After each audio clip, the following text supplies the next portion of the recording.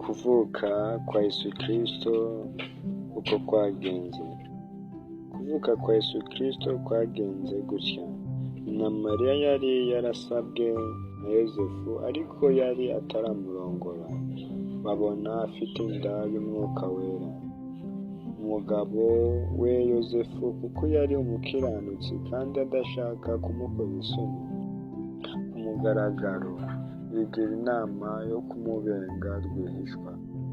Akibitekereza, marayika w'Umwami Imana amubonekera mu nzozi ati: Yosefu mwene Dawidi, witinya kurongora umugeni wawe Mariya, kuko imbuto y'imurimo ari iy'Umwuka Wera. Azabyara umuhungu, uzamwite Yesu, kuko ari we uzakiza abantu be ibyaha byabo. Nuko ibyo byose byabereyeho kugira ngo ibyo Umwami Imana yavugiye mu kanwa k'umuhanuzi bisohore ngo: dore umwari azasama inda kandi azabyara umuhungu, azitwa Emanuweli. Bisobanura ngo Imana iri kumwe natwe.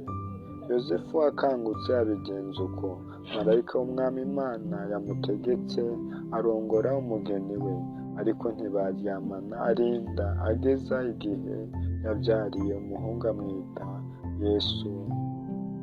Yesu atugirire neza, murakoze cyane. Amen.